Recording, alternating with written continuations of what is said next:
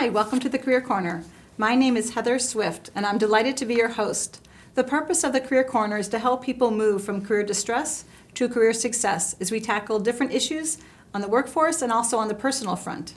Today, my guest is Maureen Kritzer-Lange, MSW, who specializes in working with people with eating disorders, self-esteem, body issues, and all other kinds of things that come within that umbrella. So thank you so much for being on the Career Corner. Well, thank you for inviting me. I'm glad we could kick off the new year with you. I've wanted to have you on for a long time now. So as we kick off here today, could you tell me a little bit about how long you've been an MSW and how you got to focus on this particular issue? Because it's kind of an interesting lens that you are helping people with. Well, I've been in the field for about 20-some years. It's actually hard to remember exactly how long. Before Facebook. But way before Facebook. Okay. I think before cell phones even, I started this.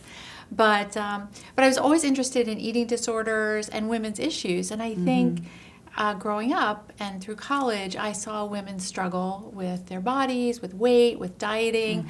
I mean, what woman hasn't gone through like things like the grapefruit diet and all kinds of crazy things that we all maple grew syrup up with. pepper, Right, with all different kinds of things. So, so I always had an interest in that.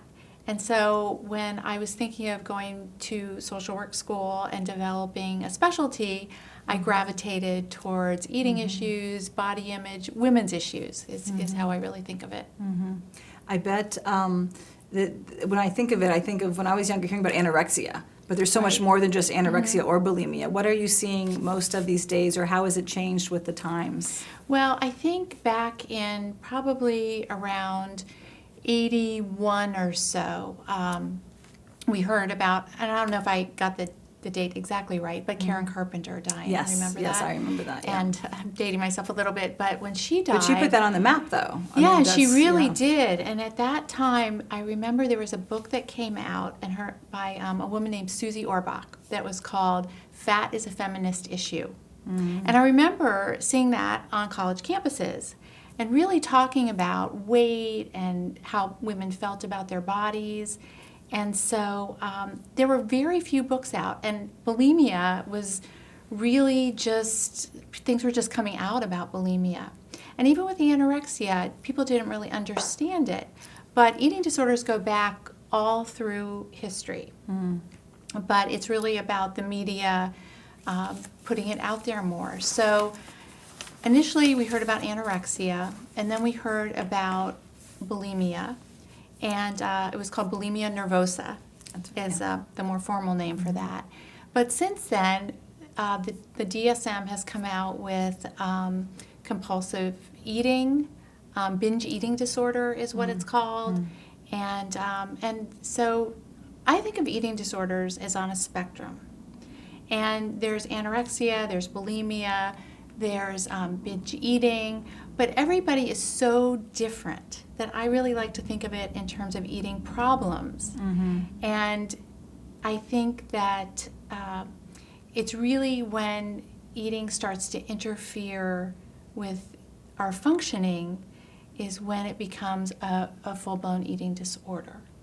But so many women have all kinds of struggles with food, and whether it's restricting, whether it's overeating, whether it's just over control, but it's also gone into areas of over-exercising. There's something that's called orthorexia, which What is that? Well, orthorexia has been, it's I think referred to as clean eating, and it's really when people start eating not processed foods, like cleaner foods, as they would say, and wanting to be so healthy about their foods that they start eliminating a lot of foods.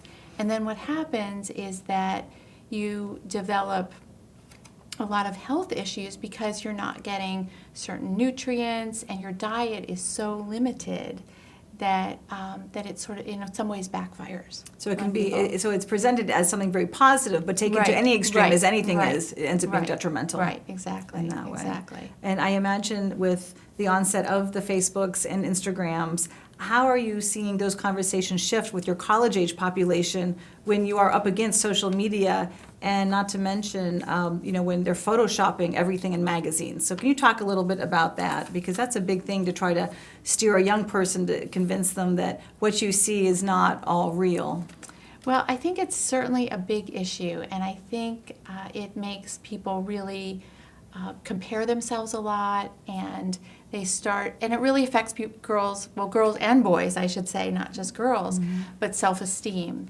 Because what you see on Facebook is what I call like smoke and mirrors, that it's not as it appears. People post glossy things on Facebook. A lot of it is all these really like fun at a party, or just these happy, smiling faces, when a lot of times they are photoshopped, and they don't always give a clear indication of what is really happening. So it doesn't necessarily show at the party that, let's say, a particular girl had a fight with somebody, or is struggling with what they want to wear, or feeling socially insecure with themselves. So it really just gives these little snapshots, and people look at Facebook, and a lot of people, I know a lot of high school girls are up till all hours of the night looking at Facebook and comparing themselves and making themselves feel bad about themselves. And certainly I know with, see if I even get it right, is it Instagram now? And it's just, there's this, in some ways like a competition. And so girls are always left feeling less than.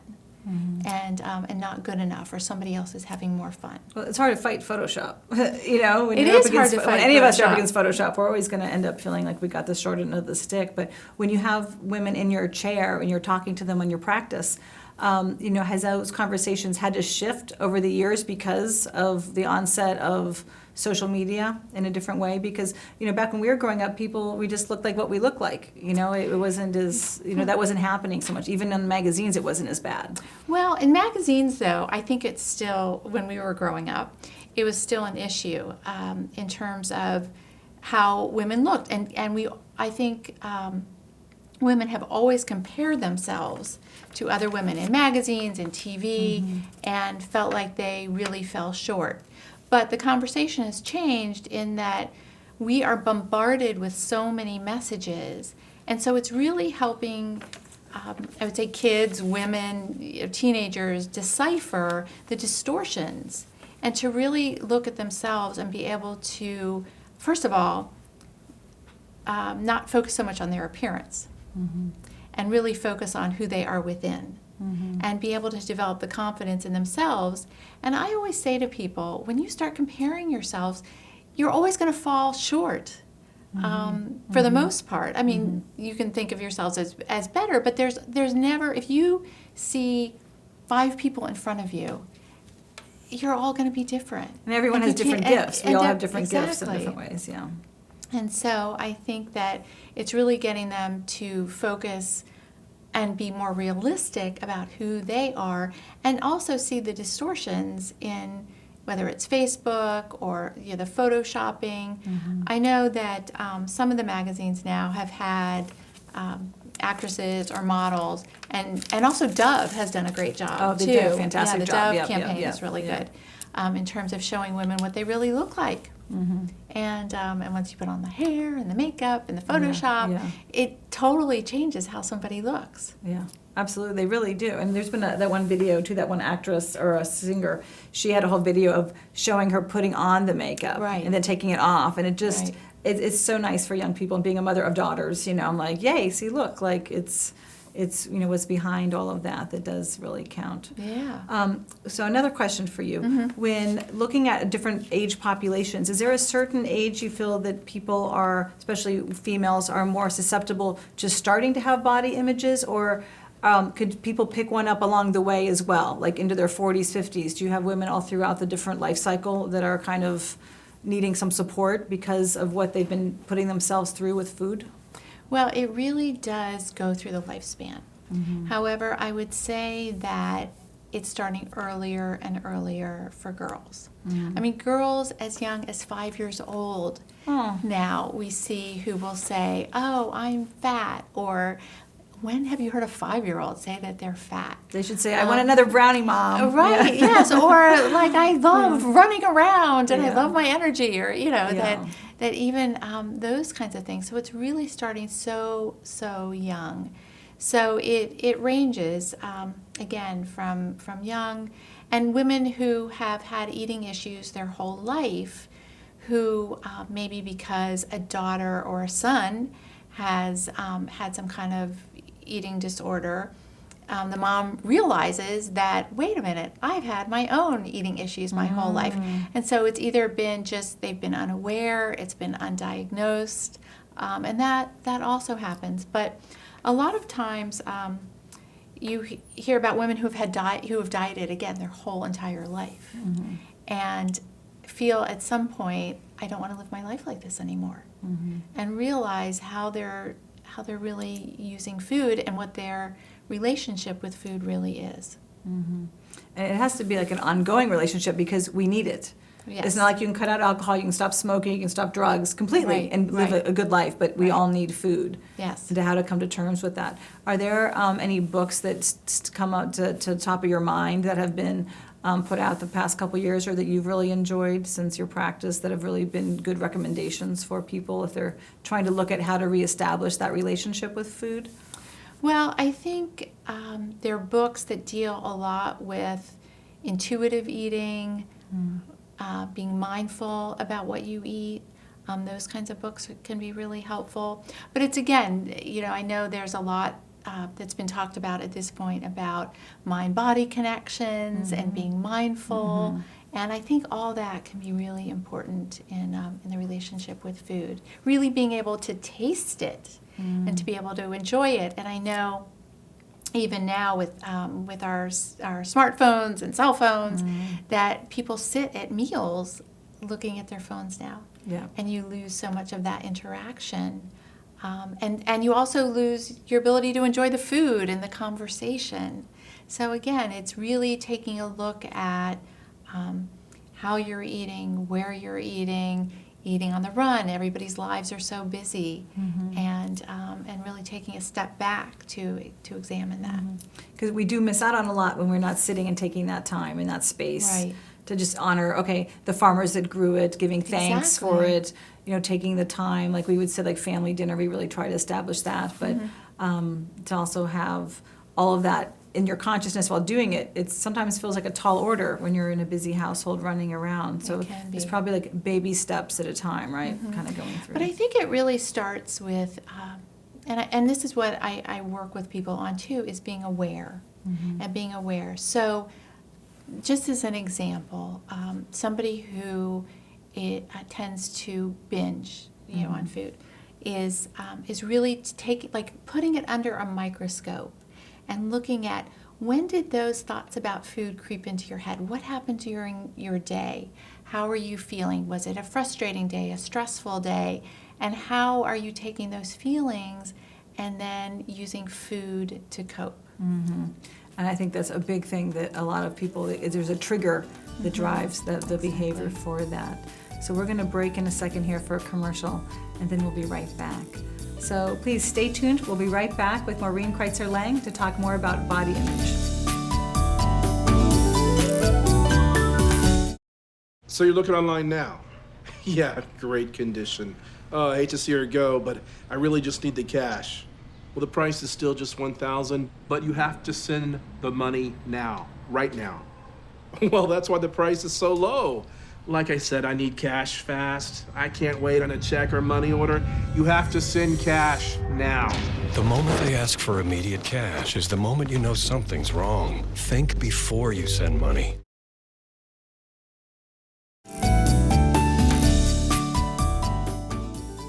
Hi, welcome back to the Career Corner.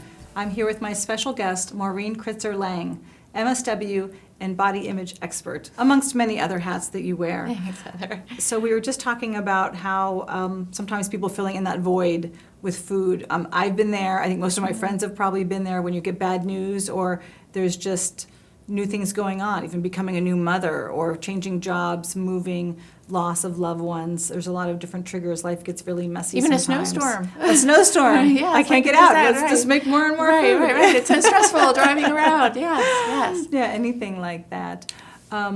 What can you share for people that have children?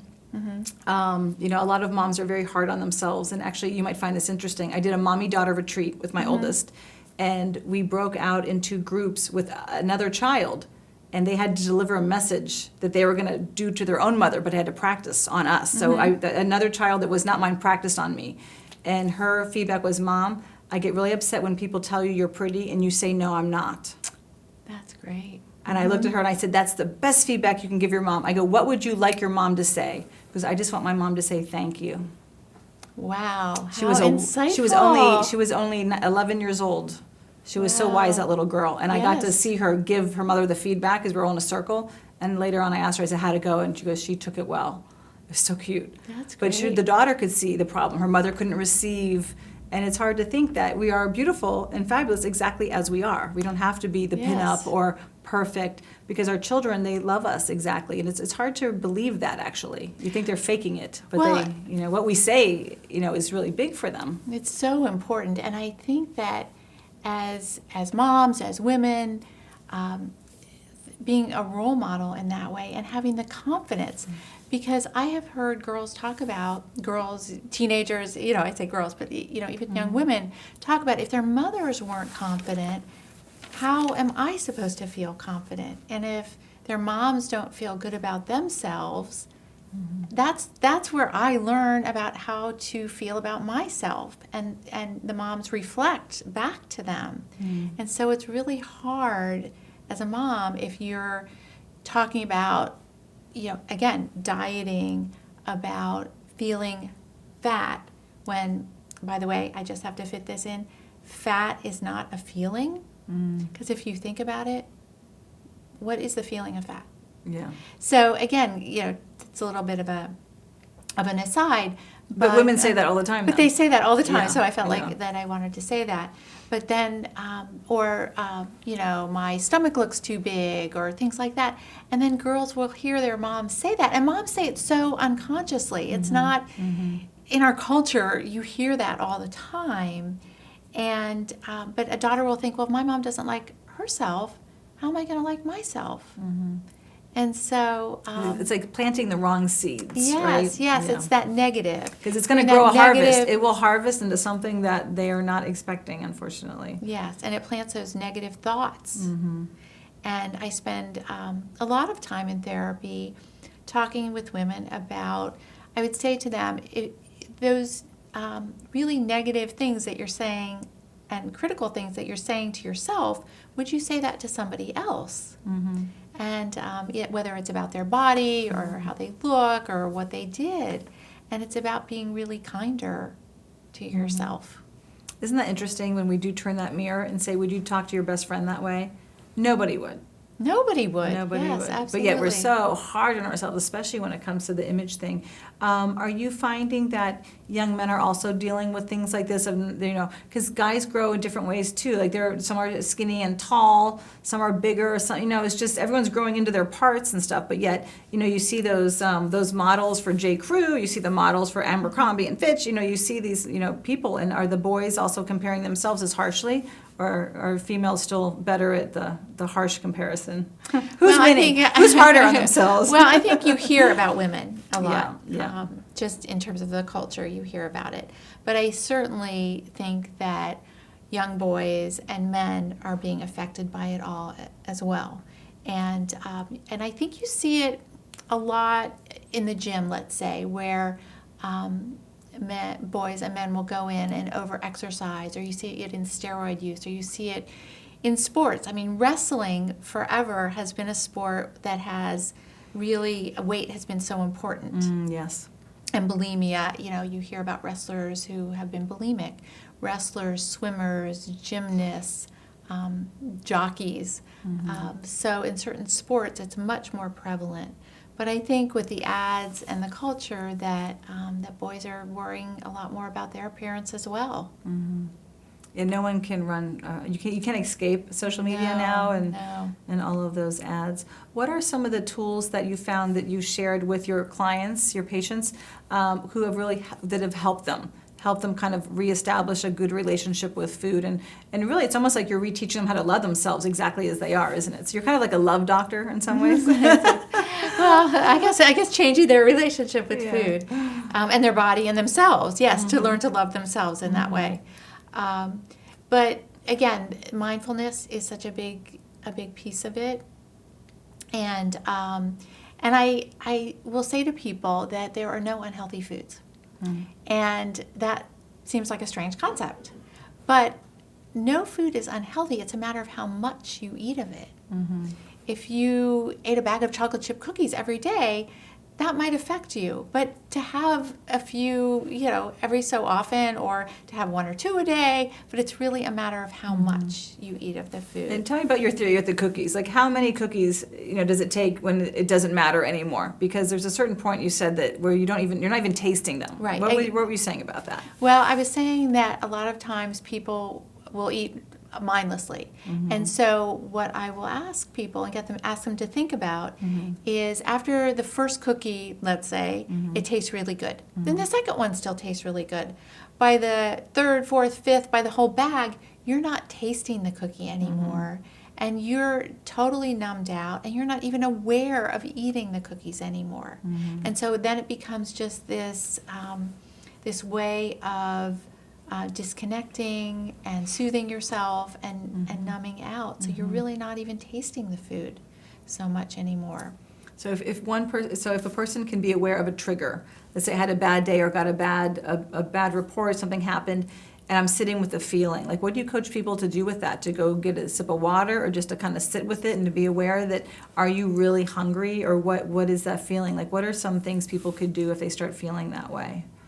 Well, a couple things. One is, I ask people to think about, on a scale of 1 to 10, 10 being stuffed, really full, and 1 being so hungry.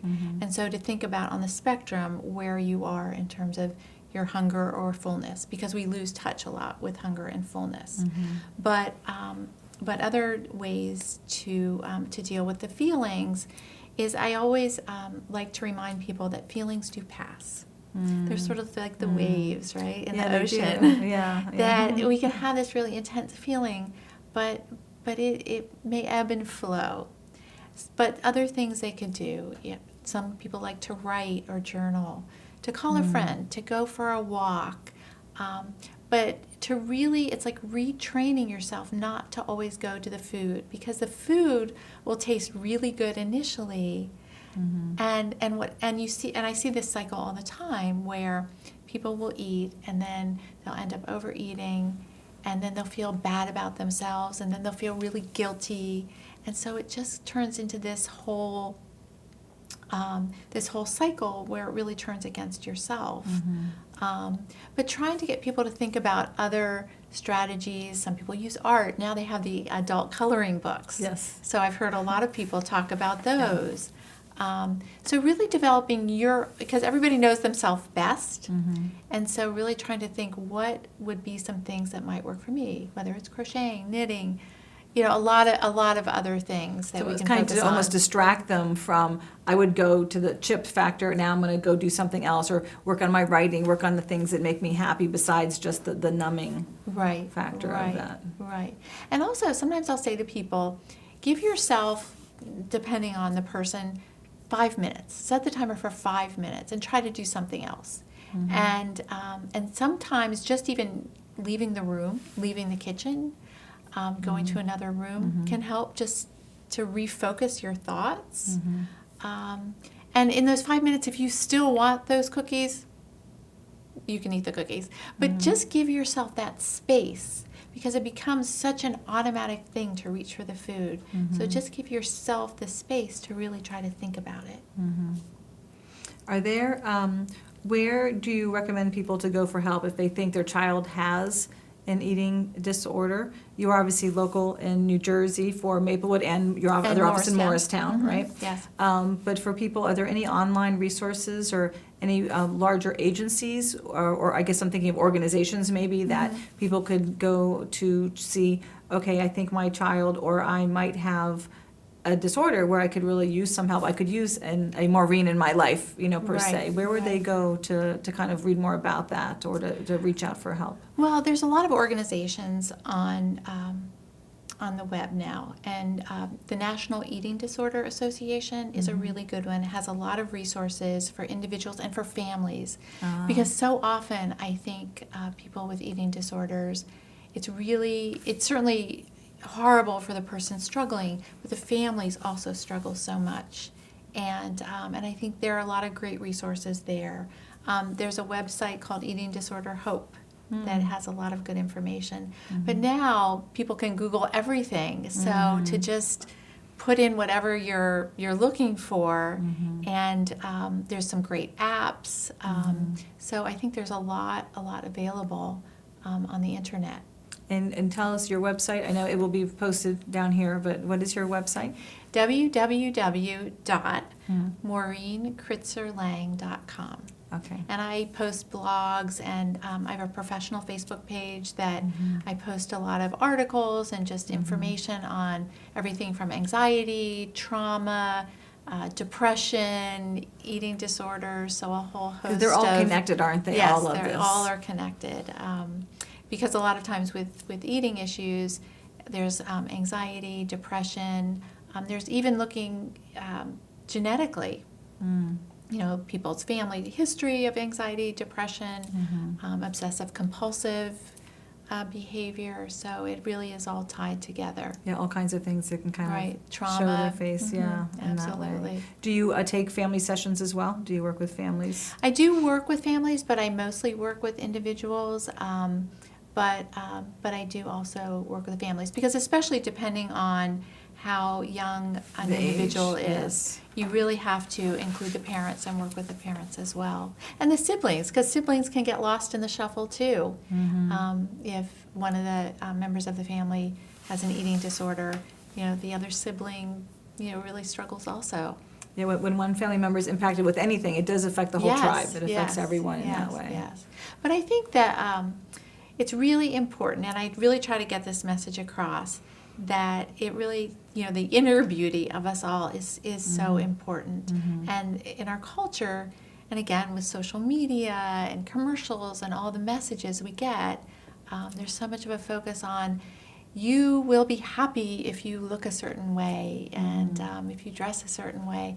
Really, it comes from the inside, and that, being a mom of girls, that it's how do you develop really strong girls, strong women who feel good about themselves. Yeah, on the inside, because the outside will change. We can't stop, time. Right. Time keeps ticking, but that inner beauty and love and laughter and all that stuff, that is definitely it. So thank you for reminding us to point back to the inside, and for being our guest, and for all those beautiful tips. Those are really helpful. And thank you for being our guest today. Well, thank you. Yeah, absolutely. And thank you all for watching. We have lots of great other shows on YouTube, so check us out. And until we meet again, I wish you much career success.